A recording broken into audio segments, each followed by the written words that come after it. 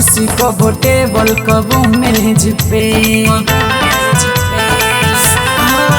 कबो कुर्सी कबो टेबल कबो मेज पे। सैया कसरत करावेल रोज सेज पे, सैया कसरत करावेल रोज सेज पे। खूब निकलेला चर चर आवाज बेड से, खूब निकलेला चर चर आवाज बेड से। सैया कसरत करावेल रोज सेज पे, सैया कसरत करावेल रोज सेज पे।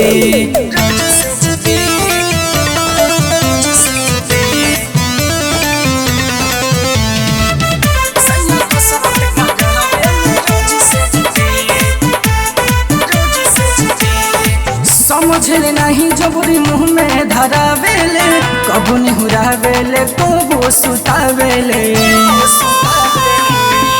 समझले नहीं जबरी मुँह में धरावेले, कबू निहुरावेले कबू सुतावेले।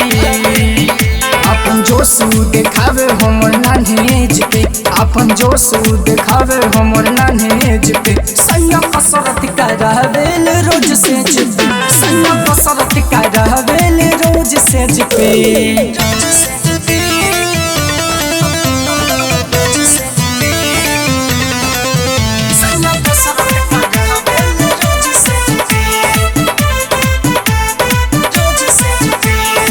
बेडावा पे रोज निखरह रे सुतावेले, दीपक अखिलेश तनको मन नहीं भावेले।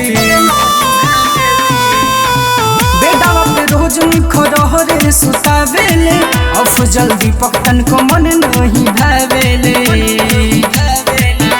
अज रोज चाटा तोरे हमर नॉन वेज के, अज रोज चाटा तोरे हमर नॉन वेज के। सैया कसरत करावेल रोज सेज पे, सैया कसरत करावेल रोज सेज पे। खूब निकलेला चर चर आवाज बेड से, खूब निकलेला चर चर आवाज बेड से। सैया कसरत करावेल रोज सेज पे, सैया कसरत करावेल रोज सेज पे।